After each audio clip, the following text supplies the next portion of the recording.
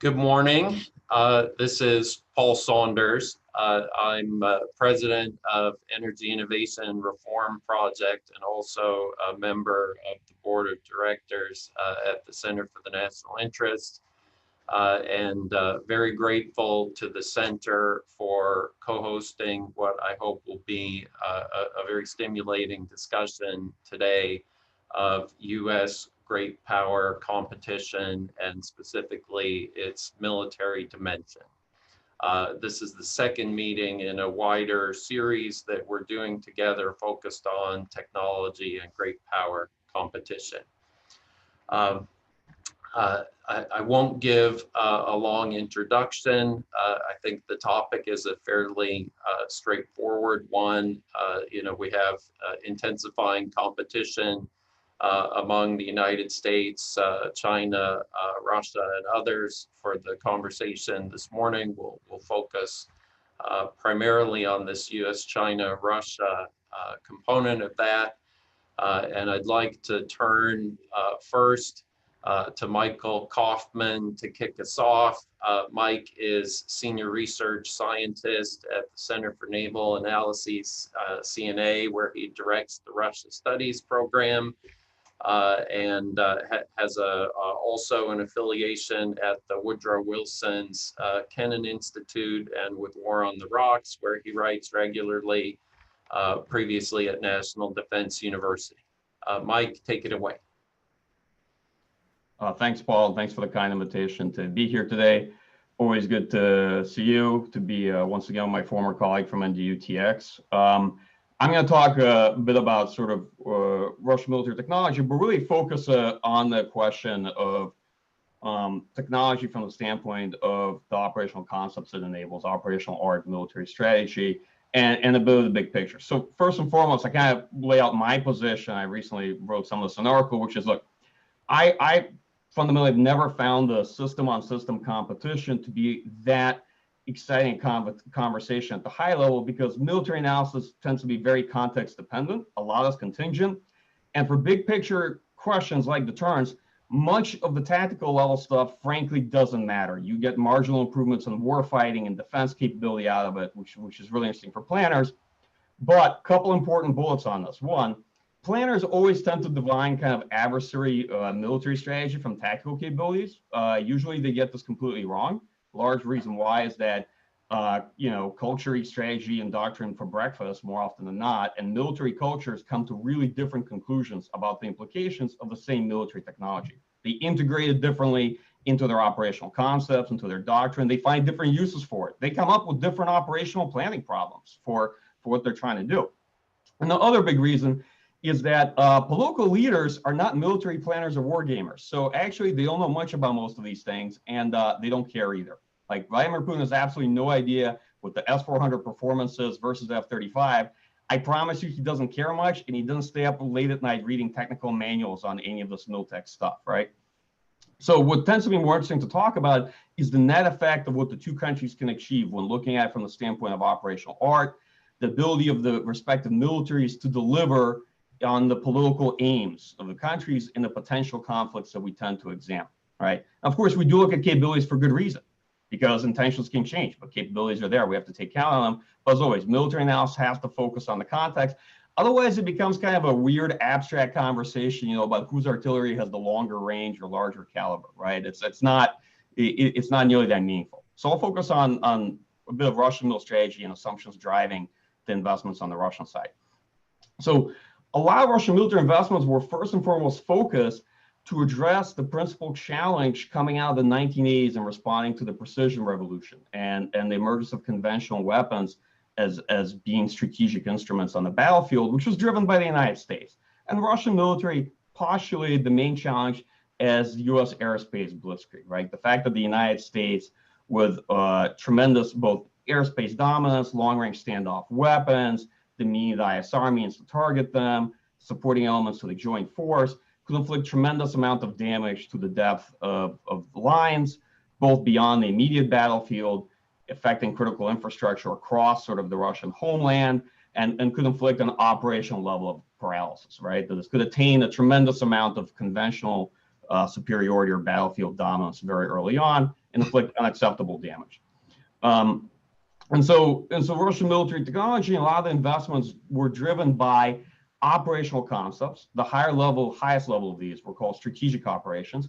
And these are complementary defensive and offensive operations whose purpose is to deflect this initial assault, to parry that blow, to destroy the U.S. ability to sustain military operations in theater, and to disorganize it, right? Now, to be clear, there is no Russian strategy or concept called A2AD, anti-access area denial. Russian military thinking about these technologies is not defensive in nature. It's actually quite opposite. It tends to be a lot more offensive and defensive, understanding that whether you're looking at integrated air defense, missile defense, and the like, that these capabilities do not provide magical defense shields.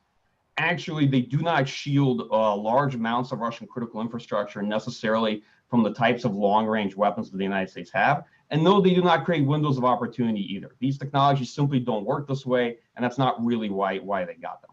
So the big Russian thinking, the big picture of their approach was to find a way to force the United States into a war of attrition. That is, take the initial period of war, the first couple of weeks, present the United States and NATO allies with a proposition that no, the United States would not be able to inflict strategic levels of paralysis on the Russian military. They would not be able to attain victory at fairly low cost, and that it would have to accept a more prolonged war of attrition, in which Russian military and Russian, I think, leadership overall believe that, okay, resolve will become a major factor once it's clear to the other side that they can't not win the war easily. And their plan was always target the adversary as a system with key components and subcomponents, either those essential for the military to sustain its ability to fight in theater, or those relevant to the political resolve of the leadership. Another vector was to achieve functional defeat, disorganization. For this, information superiority is essential, and the technologies that come with that, and also the ones that deny information to the adversary or make him question its integrity. And the third one is implicit in a lot of Russian military technology investments is asymmetric counters, the notion of an implicit competitive strategy. And that essentially means that, okay, if the United States buys carrier strike groups, then they buy submarines and ships capable of conducting missile salvos, right? If the United States is a tremendously powerful expeditionary airspace power, then the answer would be integrated air defense and the like, right?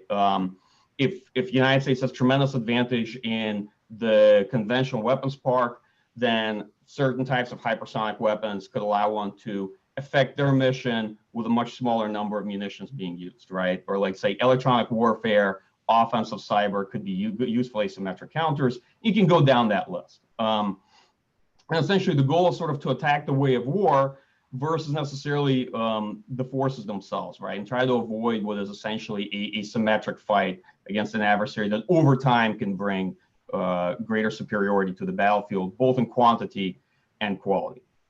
And the last part of it was to deliver on escalation management and war termination approaches, because at the end of the day, a big fight between great powers, which are pure nuclear powers, you cannot have political victory with maximalist aims. There has to be some idea of war termination, right, and management of escalation. And you have to have a theory of how you might attain your political aims, but also control escalation, right, so the conflict doesn't become a nuclear conflagration. So what we really see is a force that's changed considerably in terms of quality of personnel, level of training, combat experience, and the deployment of the enabling technologies to affect a much more sophisticated way of war, the application at the tactical and operational level of what Russians call recon strike and recon fire contours, and this is essentially adding precision to the long-standing Russian advantages in mass and firepower, an ability to real-time target targets both at tactical levels with fires and further much deeper out at the operational level with precision strike systems. And I'll briefly tackle two more points here, sort of what's behind this and what are some of the challenges on the Russian end. So to what end are they doing this? Another one is essentially looking at the means of command and control precision-guided weapons to essentially diminish over time the U.S. qualitative edge, which had been tremendous during a period of Russian divestment in the armed forces throughout the 90s and 2000s.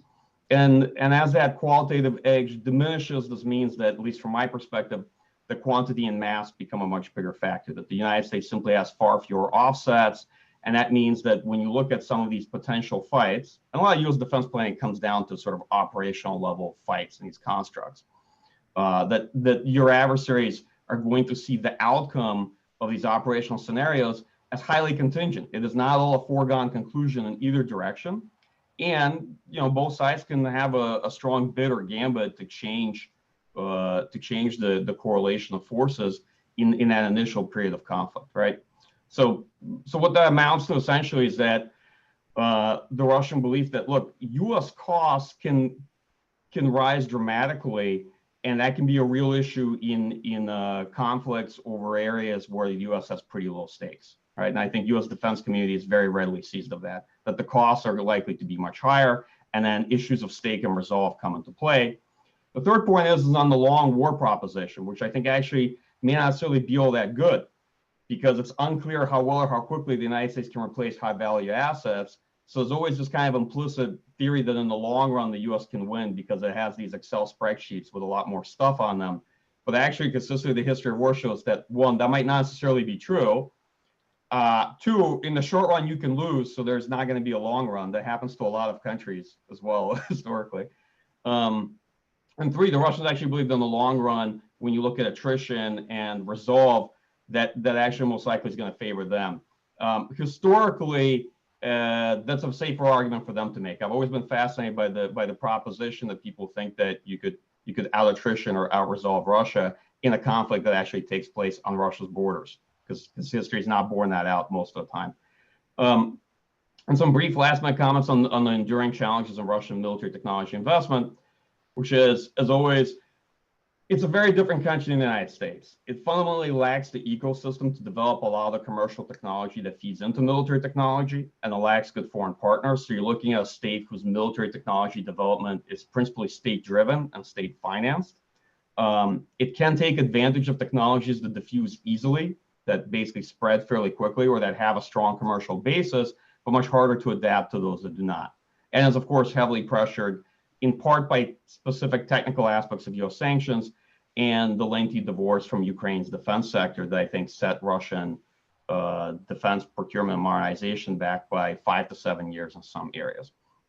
And I'll conclude my comments by saying that at least what I see happening today is that often you see the U.S. will drive a cycle of innovation, then demonstrate the operational concepts for employing this technology and the will to use it.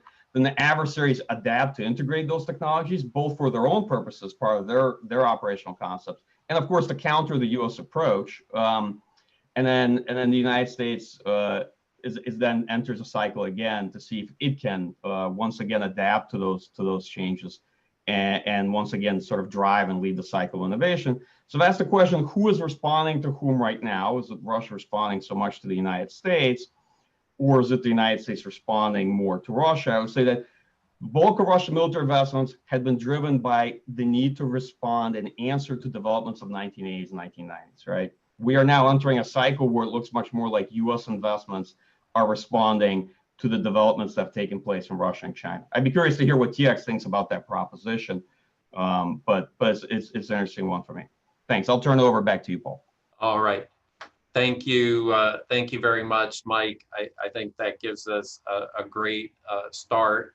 Let's turn now to TX Hammes, Distinguished Research Fellow at the Center for Strategic Research, Institute for National Strategic Studies at National Defense University.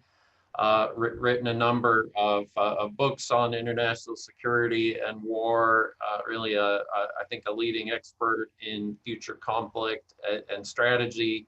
And also a 30-year veteran of the Marine Corps. So please take it away. Take it away. Well, good to be here this morning. First, I'd like to reinforce Mike's initial comment that it's really about the total net assessment. It's not just about technology versus technology. The premier example is, of course, beginning of World War II, the French had better tanks and more of them, better aircraft and more of them than the Germans, but their concept for putting them together did not create a net assessment. And so that's what I think the Chinese have started to do. They were really shocked by how quickly we took apart the Iraqis in 1991. They were then insulted in 1996 when we did the 2 carrier pass. So they started to think this through. And what they decided was It's evolved over time, but what they now call it is system destruction warfare. And the idea is to take apart the American system. We have a reconnaissance strike complex, so they take away the reconnaissance ability.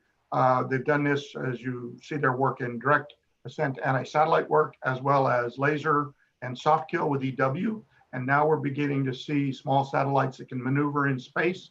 And it can obviously, if you can maneuver in space, you can get close enough to one of ours to destroy it. They also, at the beginning, they couldn't do those things. So they started with what they could do, short-range ballistic missiles. And the idea of short-range ballistic missiles is they make your bases in Okinawa untenable. Then they get medium range, and they've now made the bases in all of Japan untenable. And now they've got intermediate range, the DF-26, which makes the bases in Guam certainly risky. The other thing they did is they kind of looked at, I think they looked hard at how we failed utterly in our Scud hunts in the Gulf War, and decided that mobile missile systems with solid fuel rockets is the way to go, because they're hard to hunt.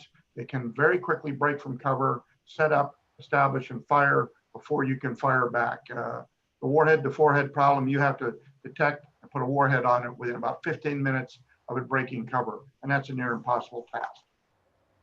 They're starting to use more and more drones.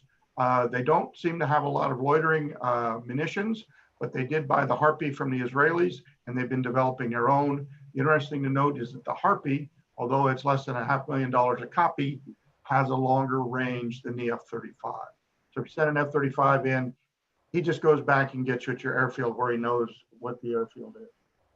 They've worked on advanced fighters. This is farther down the line, but they've got the J-20 and the J-31, two stealth fighters that are out there. Their Navy is now the largest in the world. And while we've always said, well, our ships are better than theirs, the new Chinese ships, the Type 55s, the Aegis equivalent, are very rapidly approaching. We're still dominant in submarines, underwater warfare, still in carrier warfare, but carriers aren't that useful in the kind of fight that would take place in the near China. And that's what the MRBMs, they've taken old technology like the H-6 bomber and added new technology, long-range cruise missiles to it. So they've really got some extended range weapons which force us back. And that's the key. They've decided that they'll keep us offshore. They don't call it A2AD, they call it counter-intervention, i.e. keep us out of their business. And so that's what they've built, their technology has been focused on. In the plenum in October, they came out of it and moved the date up, and they said the People's Liberation Army will have a modern military force by 2027. And that's a jump forward significantly. Where are they ahead? And according to the congressional report, DoD report to Congress, they're far ahead on cruise and ballistic missiles, both in number and quality right now. They're ahead in shipbuilding. They have a much more massive shipbuilding program than we have. They're ahead in air defense systems. They have good use of old systems. Now, one of the interesting things is, since it's supposed to be talking about technology, is the Chinese have taken a concept called military civil fusion, defense concept. And that's bringing all of the civilian technology into play. And keep in mind that there was this period between about 1940 and about 1990 where government-led development led to most of the development in military technology. Prior to that, and since 1990, we've moved back to the old pattern of civilian firms create most of it. So we've got to really watch that, because they're working in AI, in autonomous systems, advanced computing, quantum information, biotechnology, advanced material manufacturing, 5G, and even 6G. So those are all areas where they're combining their massive civilian projects with military. But probably the most important thing is the key organizational changes they've made. They've broken the power of the PLA Army, the People's Liberation Army, and made it a joint command. They've now got 5 joint theater commands. They're working through the process of becoming joint, just like we had to. But the result is the Navy and the Air Force and the Rocket Force, and now the Strategic Support Force, are becoming more powerful players in the joint community. Of course, People's Liberation Rocket Force is a tremendous advantage. We have nothing to compare to it, but it really puts our bases and our whole concept of air power, tactical air power, at enormous risk. Strategic support force is probably the most interesting because that's where they're moving into a whole different domains with the emphasis on electronic warfare, cyber warfare, space, and information. All of those things come together under one 4-star. We do not have an equivalent. The key weaknesses, key advantages we clearly are better at joint. They have a tremendous problem with aircraft engines. We have good aircraft engines. We just can't make many of them. The F-35 at peak production will be 15 aircraft per month. Keep in mind that has to be shared among the 12 Air Forces, 2 Navies, and 1 Marine Corps that are now flying that aircraft. The bottom line is they can now contest the first island chain, inside the first island chain, much of the first island chain, damages on the second island chain, and have the ability to project power to take the fight to the homeland. For instance, there's no reason they couldn't mine or use cruise missiles on Hawaii. Same with if they start to do missiles in a box, which we're seeing indications they are. The Russians have done it for years. They can then use missiles in a container, off a container ship, commercial container ship, to damage our bomber and tanker bases. So what should the U.S. do? Start shifting money from legacy systems. The carriers are great targets and they have a certain role. But if we stop building after the Miller, the fourth and the Ford class, we will have 7 carriers through 2045 and 4 through 2070. We've got to take a very hard look at large surface combatants. We've got to rethink the B-21. We've got to consider the vulnerability of some of the legs of the triage. And then we start to move our money into small, smart, and many with a focus not on the platform, but on the weapon systems with more and more autonomy and cheap, mass-produced, long-range precision. And I'll leave it there and open it for discussion. Great. Thank you very much, TX. I think between the two of you, you've given us a great deal to talk about. So I'll open it up now for questions. We have already a couple. Anyone who'd like to ask a question, please use the Q&A tab down at the bottom of the screen and type in your question, and I'll read those out as we get them. The first question I have here is for Mike Kaufman. This is from Francis Hoffman, who says, Mike, your system-to-system comments were excellent. We should look at a higher level. Given that, in what areas of technology competition does Russia have an edge, and where is it seeking an edge? Sure, great question. Good to hear from Frank. Bit of an NDU reunion here. Okay, so I would say that Russia has always been to deny critical domains where the United States has an advantage, is likely to retain them. And those 2 top ones are space and airspace, because if you enter a mutually denied environment, it's highly advantageous to Russian military and Russian operational concepts. When it comes to space, that's fairly straightforward. It's a huge deficit for the Russian military across the board. And that's why a lot of the things you see in terms of targeting ranges for missiles, you know, the ISR assets and the things to enable you to target things in real time are very complicated. And it's a long-standing deficit that the Russian military is looking to rectify. The U.S. is incredibly privileged in this domain, but that's of course why Russia would look to deny it. Second one, naturally, is airspace. That's the main problem statement for the Russian military. Sorry to U.S. Army, they're just not nearly as afraid of you, and that's because Russia is a tremendous land force. It's fundamentally an artillery army with lots of tanks, and it's not nearly as afraid of other people who bring artillery to the European battlefield, because they've been in that game for a very long time. Airspace is a leading problem for them, and that's a conversation not so much about integrated air defense, but offensive operations, because you need to destroy U.S. aircraft on the ground. You need to remove the logistics that they have. You need to remove command control communications and ISR that allows the U.S. to bring their airspace fight together. And the last one is where Russians actually believe they can attain local superiority is in information spectrum, electromagnetic spectrum, and they have a holistic approach to that. They don't separate or parse them. So in Russia, actually, you see typically what you would consider to be technical informational approaches, EW, directed energy, often coming all together, right? And they have the force structure for it. Like their military is built out, electronic warfare troops, electronic warfare brigades, the same thing that they've done with autonomous systems, and have force structure downloaded to divisions and brigades with companies and battalions, so you can really see it. I say, you know, show me your force structure, I'll tell you who you are. You can talk about capabilities all you want, There's people who have electronic warfare companies, battalions, and brigades, and there's people who don't. We'll talk about getting electronic warfare capabilities. As for the rest of it, you know, at sea, Russia has a competitive approach, mines, submarines, and the like. Obviously, anti-ship missiles and a sort of dyad for counter-carry operations, and they retain the advantage to some extent in land warfare, which, as I always say, where Russia does best at the operational level. And here I'll make a comment. I'll be curious if TX agrees or disagrees, but this is where the conversation gets into. You can build really great systems at the tactical level. Like, people constantly try to reinvent the King Tiger without asking themselves whether operationally this is a sound platform for that theater. Like, you can make a 70-ton tank that then no one can transport. It can't traverse bridges. It can't go through tunnels. It's much better than the Russian tank, which is only 48 tons, let's say, all right? But Russia will have far more tanks. Those tanks are far more maneuverable. Logistically, they're much easier to sustain on the battlefield. They don't burn as much fuel standing still as they do moving, like some other countries' tanks do, so on. So the list can go on. So there's a question where tactical capabilities and systems are really great. They're better than the other side, but operational in Europe, they're going to have huge deficits. And all right, I'll close on that. Turn over back to you, Paul. Thanks very much. Thanks very much.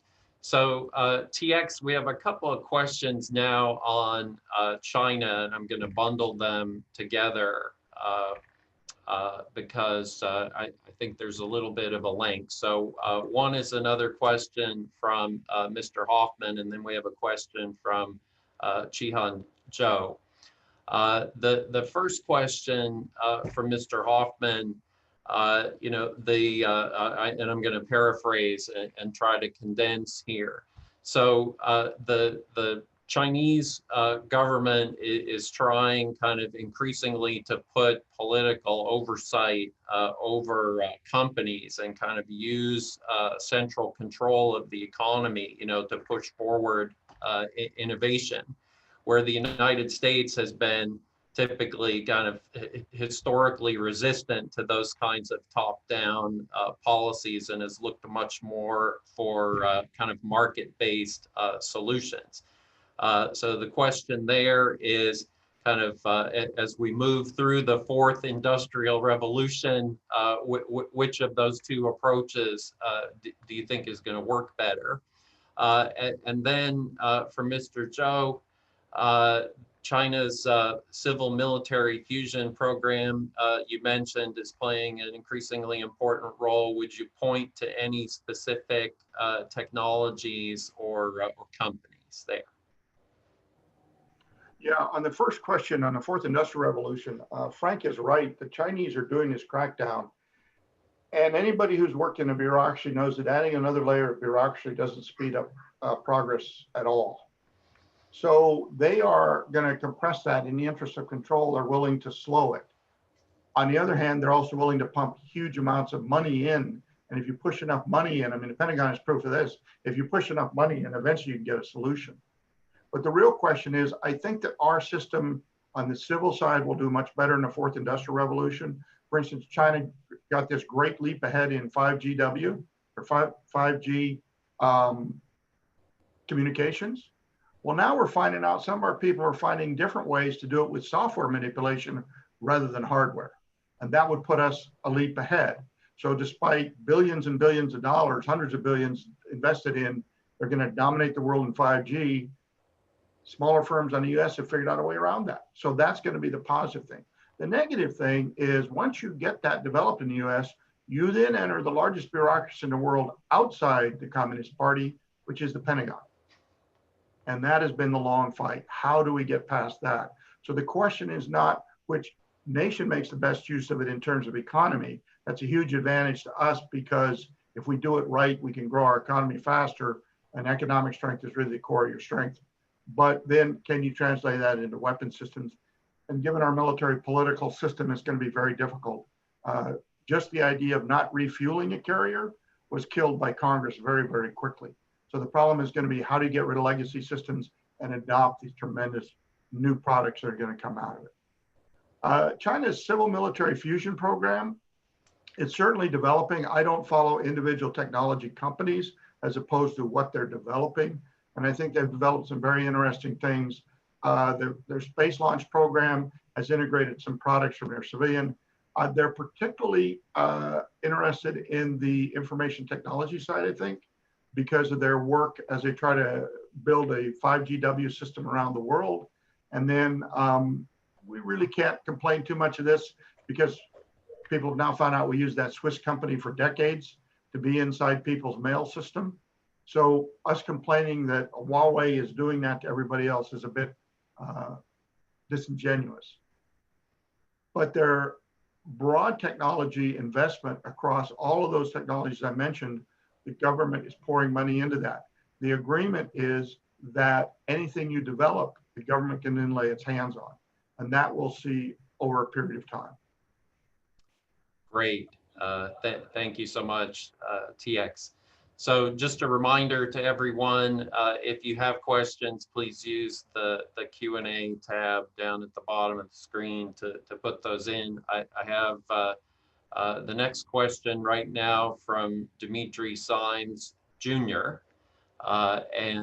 Dimitri asks about the implications of growing military cooperation between Russia and China. What are the implications of that for the United States? Mike, maybe we turn to you first. Sure, happy to take that one on. So yeah, I think people have different perspectives on what Russia-China relationship is. I've sort of qualified it principally as an entente, where the two countries agree to pursue their respective contests and revisionist aims together, but principally separately. Right? They have two different theaters they're engaged in, and at the heart of the relationship are probably two things that we can see. First is a non-aggression pact between two powers, and the second one is a mil-tech sort of mutual assistance relationship that's somewhat analogous to the Soviet-German relationship between maybe 1922 and 1931. And the best way to kind of look at it is that they've taken on considerable vulnerability vis-a-vis each other to pursue a military focus on the principal theaters of interest in their respective fights with the United States that are quite different. What are the implications of that? So first, Russia some time ago entered a sell or lose paradox with China, which is really fascinating, which is as China became militarily stronger, what Russia would sell to China would no longer substantially affect actual Chinese military power, if that makes sense. So it didn't make considerable sense actually denying that technology to China. And it became clear that China would develop its own analogous technology domestically within a decade or so. So from the Russian perspective, it was a sell or lose scenario, right? You're just going to lose out on the money from selling it to them. They'll build their own version of it within some period of time. So from my point of view, they adopted this kind of logic to China within the past decade. Second, Russia has moved largely from discrete sales of military technology. There's still some of that, like recent helicopter deal and whatnot, to being really more of a subcontractor and tech supplier in a lot of Chinese projects, while Russia itself is going to import more discrete systems and components from China. And the last couple of points on this is that what China and Russia are buying from each other, but particularly China from Russia, is really focused for its fight vis-a-vis the United States. This is sort of airspace, air defense, counter-sea technology, anti-ship missiles, and Russia's really comfortable selling the stuff to China because this is not what worries Russia when it comes to any potential military contest with China, not so much. And so from their perspective, they're very different militaries, and that became obvious because of some of the processes TX spoke to, that China had undergone reforms that really refocused the PLA much more towards the United States, the maritime theater and whatnot. From the Russian perspective, that sounded all right. And the main trend we're seeing is increasing cooperation on what Russians consider to be more strategic capabilities. These are things like missile defense. These are things like space-based early warning systems. And most of that has gone secretive. Now, in part, you can thank the US sanctions regime for that. It's a consequence of it. Before, Chinese wouldn't say much, and Russians would disclose most of the military technology cooperation they had with China.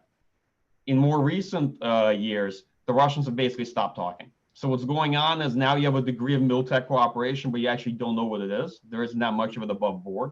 You don't quite know which companies are involved, and you don't know how much it's worth, right? And it's not clear which technologies are being transferred. And even Russians don't know to some extent. So they sometimes think that Chinese are stealing their technology that actually they were licensed producing under under a deal that simply wasn't disclosed, right? So even people in Russia and elsewhere may not know the extent of that cooperation. Thanks very much, Mike. TX, any thoughts on that one? Yeah, I think the key thing is China is seeking the areas she can't do herself. Aircraft engines remain a tremendous problem for them. But interestingly, they haven't really turned to Russia because the Ukrainians made a lot of the Russian aircraft engines.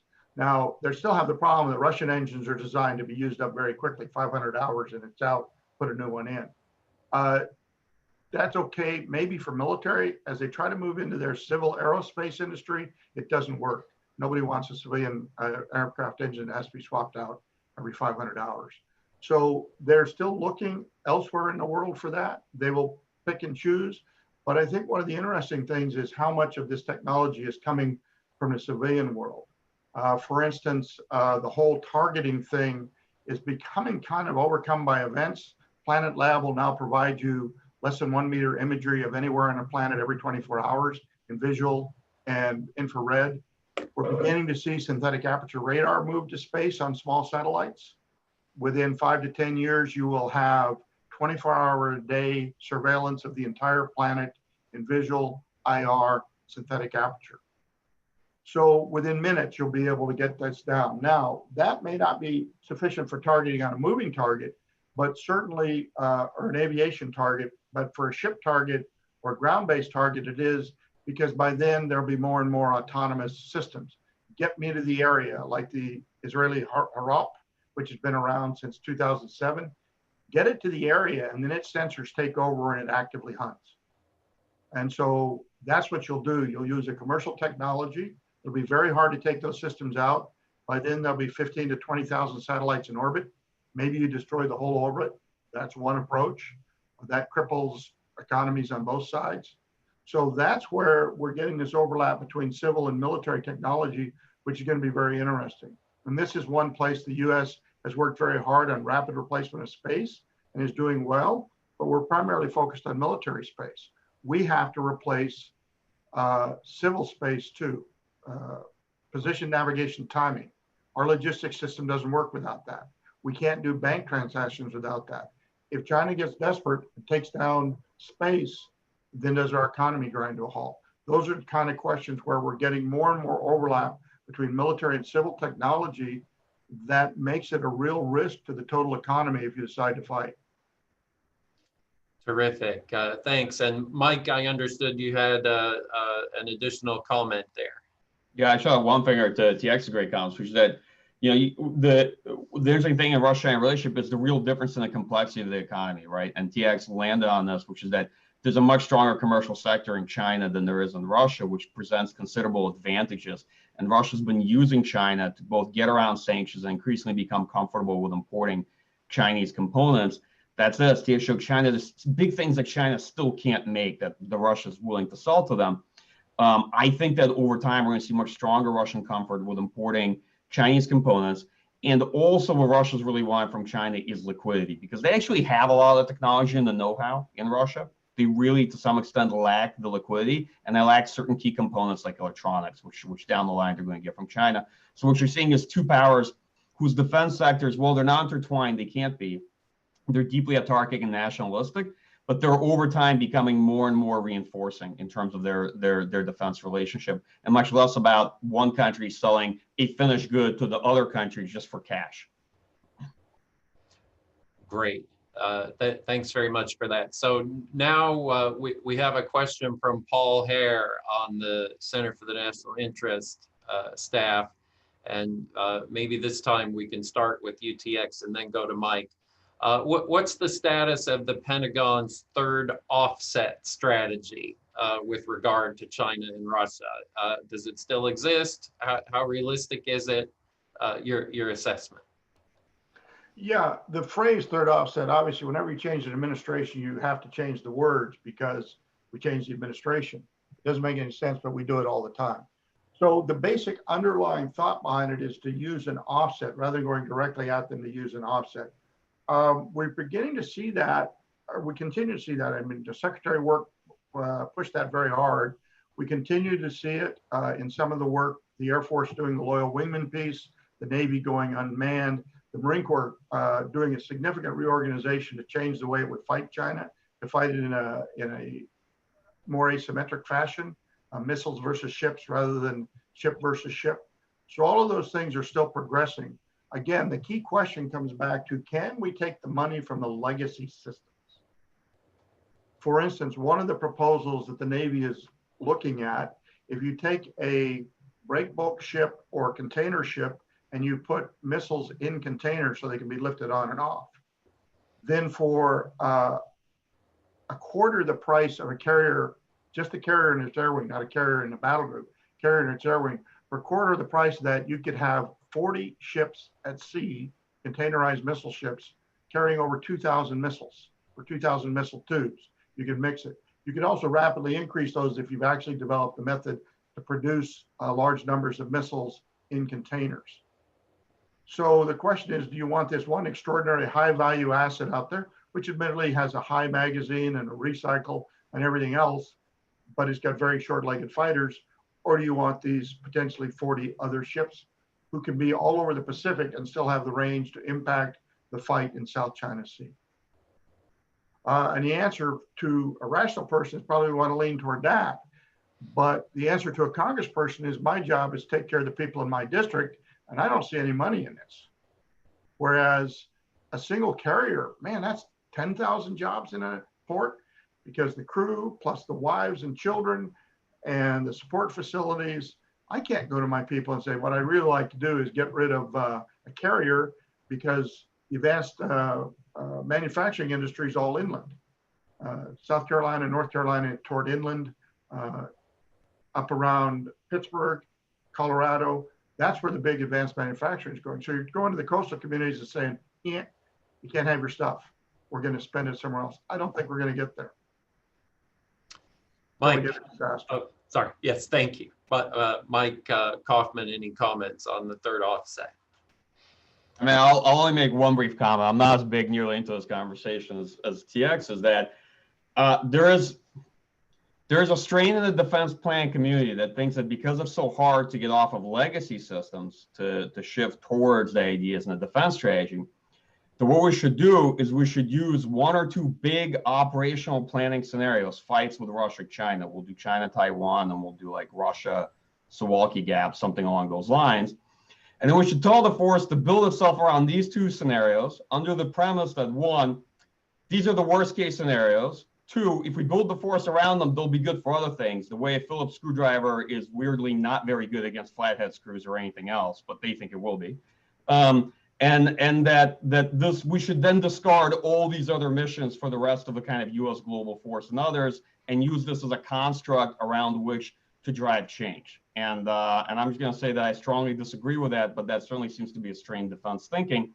And part of the challenge in the current scenarios that drive these conversations, Paul, is that there's a pretty strong mismatch between the operational scenarios against which people want to plan against. They're pretty good, you know, hooks against which to hang defense budgets, but in terms of planning constructs, it's a big question mark. Two, the purported actual military strategy of our adversaries that these are expressions of. And three, the remedies to their strategy and their political designs, right, that people propose. And there's a pretty strong mismatch if you look at this. What we say Russia and China are likely to do, and then we say how they're going to do that thing, right? And then we say what the answer is to deter them from doing it, don't match up very well. Terrific. Thanks, Mike, again. So just a reminder to everyone, if you have a question, use the Q&A tab down there at the bottom. We do have another question here from Chihan Zhou for TX. And I think you touched on this a little bit already, TX, but perhaps restating and adding a little bit to what you said before. Where do you see China's military technologies ahead of the United States? Where do you see them behind the United States? Okay, I think we still have the advantage in quality of space, but China's moving to an advantage in quantity in space, in that they've had more space launches last year than we did. The huge advantage we have, and this is where we're grabbing the fourth industrial revolution, is we're now moving to commercial launch. And we're beginning to see us regain the lead there in commercial launch. Planet Lab, which launches out of New Zealand, but actually is a US company, is launching every 6 weeks with a rocket that is very heavily used advanced manufacturing. There's another outfit, Relativity, I think it's called, that is planning to 3D print the entire rocket. They were on schedule until coronavirus kind of knocked them back a couple of steps. So that is space. I think we can be there. The problem is space is going to be very, very heavily contested, just because of the number of assets up there, the tremendous use of those assets, both as sensors and potentially as weapons. I mean, we were talking about rods from God in the 1980s, and then we didn't. The question is, can that be done now? And how would it be done? So those are all areas where we're competing. China's closing in. There are some areas we're still ahead. They're ahead in heavy lift. We're catching up on the commercial side. Aerospace, we still have an advantage, primarily in numbers of fourth and fifth generation fighters, but the quality gap is closing again. Engines and electronics, we tend to still be ahead in. The real problem is basing. We have 6 major bases in Japan and 1 in Guam to get us into theater. We have to learn how to operate from the 80 or 90 bases that the Japanese Air Force has trained to use and distribute it. One of the problems with our very exquisite aircraft is the maintenance on them is so exquisite and so difficult that we're not structured to spread them out all over the place. The Air Force is trying to work through that now. Again, on the commercial side, Kratos led the charge in this by developing a Kratos XQ-58A, an unmanned vertical launch drone that can go 1,500 miles as opposed to the 600 or so for the F-35. So in aerospace, it's going to be a very close race. China has closed the gap tremendously. We have different philosophies, and therefore we pursued different paths. The path we pursued, we've got fixed path on the F-35, which was initially thought of 1980s, 1990s. We're still thinking short-range fighters for Europe, not particularly useful in Asia. So they're still extraordinarily useful against a Russian threat if we can solve the maintenance problem. At sea, China is closing the gap rapidly on the surface. Subsurface, we still remain dominant, but China again is using advanced technology in terms of sensors and seeding South China Sea with a tremendous number of sensors. We're responding. I think it's going to be very much an unmanned contest under the sea. On land, not really relevant, other than their mobile missile systems, which influence it. But if anybody is dumb enough to try to land in China, then they're just hopelessly stupid. So the Chinese army itself is not a huge threat to us. The Chinese Strategic Support Force, with their emphasis on EW, space, information, and cyber, are a genuine threat across the board. We have not got a similar response. We got the Space Force, we've got cyber. The coordination of the two is one of the points the chairman was making with his idea of how do you coordinate this fight across the board. And in EW, I agree with Mike. We can say we're getting good at EW. Where are the EW troops? I mean, you may have the technology, but if you have no way to deliver the product, you're not ahead in EW. Great, thanks. Thanks again. So let me throw out perhaps my own question for each of you here. TX, you mentioned a couple of times Israel, once in the context of the sale of the Harpy to China, as I recall, and then later. Let's talk for a minute about U.S. allies and close partners and how they fit into this competition. Looking forward, what prospects do you see for U.S. allies or partners to be working with China and Russia on military technology, selling them technology, developing technology? It's obviously something that's kind of highly political. Where do you see that headed in the future? Yeah, Israel sold the Harpies back when we were pushing that China were good guys. So this was way back in 2005, 2006. They were also doing a project to turn an IL-76 into an AWACS. They said they've turned that off. I don't know if they will or not. The interesting thing from the Israelis is the presence of their drones in various places around the world. 6 air forces now fly that drone. We saw a demonstration of the power of drones against tanks, both in Syria and in Armenia versus Azerbaijan. The Russian success with EW has taken out the threat of the remote controlled drone. This is why you've got to move to autonomy. If you move to an autonomous drone that's GPS independent, you take away the EW threat. You then have to deal with that drone in another way. That's an indicator, like Mike was saying, we respond symmetrically. They have tanks, so we want to move tanks. Well, we can't even get our tanks to there. So why don't we look at cheaper, simpler ways? The Israelis have a vertical launch rocket pod that'll throw an autonomous anti-armor weapon 30 kilometers. Costs $300,000 a copy, but then we're paying $220,000 for the Javelin, which goes a giant 3 kilometers. It has to have a human operator actually eyeball the target through a sight. So there's technologies coming there. The Japanese have been forward-leaning in anti-ship cruise missiles. The Japanese Army actually has 5 regiments left over from looking at the Russians coming from the north. They're now moving them to the south. We should be joining in with them. We hopefully now are past the point where we're insulting allies as a matter of tweeting recreation. And if we can start to build with them, there's real potential, particularly in the Pacific, to look at things like autonomous drones, anti-ship cruise missiles, self-deploying mines, missiles in a box, anti-ship cruise missiles in a box, that the allies could help us. Certainly the Australians, the Japanese, the Koreans, the Singaporeans could all co-develop these with us. If they're cheap enough, we can actually provide them to the Philippines. Indonesia is going to be very, very reluctant, but they may be willing to buy them for their own integrity if we sell them no strings attached.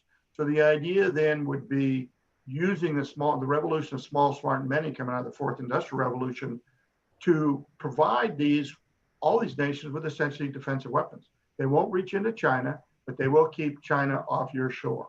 And so that's tremendous potential in the allies. And again, it's a matter of a mental shift, both in how we treat our allies, which I think has happened as a result of this election, but also then how the Pentagon invests and starts getting away from trying to sell exquisite weapon systems and start selling practical weapon systems to these allies.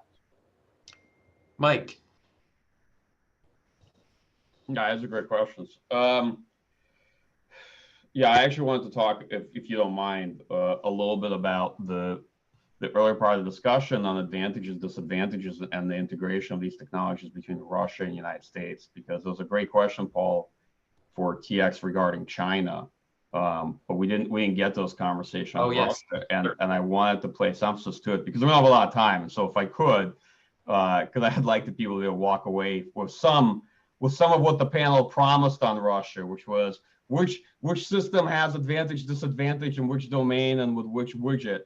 Across the board, in most cases, when it comes to quality, the United States retains strong advantages in sensors. It does in materials. That's one of the many reasons TX commented, for example, on lifespan of Russian engines and systems like that. In logistics, in force throw, and in fusion integration of data and being able to affect TTPs like cooperative engagement. That might get to George's question on the advantage in terms of processing massive amounts of data and integration, both from a hardware perspective in terms of chips and electronics, from a software perspective and the ability of systems to work together. And of course, also in the unmanned systems, which is a huge laggard in the Russian case, and also likely in the application and diffusion of AI. Although there, I think Russia will take advantage as a second mover, and that their costs will be much lower to keep up with the application of this technology. But on their end, let's talk a bit about the fact that they retain the advantage in nuclear technology and nuclear engineering, in warhead design and the like. In land-based fire and strike systems, the U.S. Army is investing heavily in that, but a lot of things that the U.S. Army is deploying now are the sort of things that the Russian military deployed 20 years ago, just being perfectly honest. And they're going to have a lot more of it, and they're going to be able to sustain it much better, and they're going to have a lot of combat experience with it. So some of the things that we're just getting online here in 2020s are the sort of things that the Russian military has been firing at people for quite some time. And they're going into the next version of that system. The gap in command and control communication has closed quite a bit between our forces, and that allows changes in how the Russian military operates. Electronic warfare we spoke about, and information in general. I think information is a really interesting question, not just about processing it, but about protecting it in the integrity of data and your ability to have faith in what you're seeing and use those information systems. And also in the practices of what happens if that's taken away from you. How quickly can you as a force adapt? As you know, in any conflict, you'd expect that a lot of things won't survive first contact on the battlefield. And that's a question of who had better hedge strategy, whose force was more resilient, which force had more flexibility and was able to adapt once the key toys were taken away, or they weren't taken away. They turned out to not be the wonder waffles people hoped that they would be. You know, a lot of money was put into that offset. It turned out it wasn't that much of an offset at the end of the day, right? What are you going to do then? On the undersea matchup, which we didn't talk as much about with China, but there, I think without saying much, Russia's very much more our peer. And that's pretty problematic because the amount of resources it actually takes to deal with Russian undersea capabilities. On hypersonics, well, the conversation and all the stories people told you about Russian brain drain and the question of whether or not Russia would be able to develop a whole set and family of technologies beyond the late Soviet generation designs that were on the books in the 1980s, early 1990s, it's about time we settled that one, because the answer to that is yes. And no, the brain drain has not dramatically diminished Russia's ability to compete and keep up with us, because Russia has 145 million people. It actually does not take that many people to develop and design military technologies, you think. You will always find some pretty bright people to work on the stuff. It's a very large country. And the last bit I'll say is, of course, there are major areas where we retain qualitative superiority, but they have considerable quantity that they can bring to the battle space where it matters. And that's across the board in things like ground systems. And more importantly, their stuff is more replaceable. So if you think about in terms of attrition, where the best systems and the not so best systems will get killed at relatively decent rates, that if that curve may impose high on positions to a force that has a lot of high cost boutique capabilities. I think TX and I have always been on the same page regarding that, right? Which is, not going to offend anyone, but you don't have like the German disease from World War II, where you can, I'm just being honest about it, because it's just always been a losing strategy against Russia.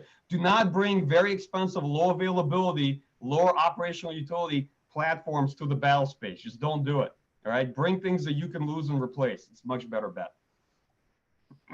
All right, thank you very much for that, Mike. So we have 3 minutes left here. I want to try to squeeze in one last question, and I'll ask just for very brief answers, really, from each of you, like a minute each. This is from Matt Reisner on the center staff. Any recommendations on this point for the incoming Biden administration? To try to preserve our technological edge. Maybe TX, you first. Yeah, again, let's start to embrace the emerging technology and get away from the technology carriers first emerged in World War I, jet fighters in the 1950s. We've got to get past that and move to small, smart, and mini revolution.